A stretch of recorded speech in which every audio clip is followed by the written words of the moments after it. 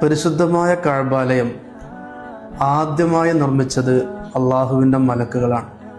അതിനുശേഷം അത് പുനർനിർമ്മിച്ചത് ആദം നബി അലൈഹി സ്വലാമാണ്. 12ഓളം തവണ കഅബാലയം പുനർനിർമ്മിച്ചിട്ടുണ്ട്.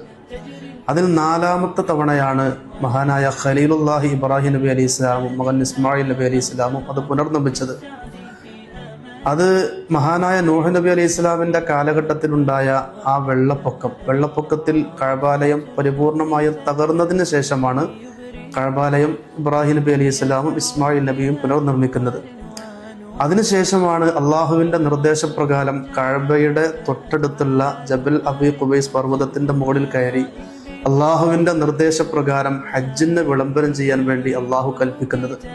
മഹാനായ ഖലീലുല്ലാഹി ഇബ്രാഹിം നബി അലൈഹി സ്വലാം അള്ളാഹുവിനോട് അന്ന് ചോദിച്ചിട്ടുണ്ട്, അള്ളാഹുവേ, ഞാൻ വിളിച്ചാൽ ഇങ്ങോട്ട് ആളുകൾ വരുമോ? ഇബ്രാഹിം നബിയെ അങ്ങ് വിളിക്കുക, ആളുകൾ ഇവിടെ എത്തിച്ചേരും. ആ വിളി അന്ന് ആര് കേട്ടുവോ കേട്ടവരൊക്കെ ഈ പുണ്യഭൂമിയിലെത്തും.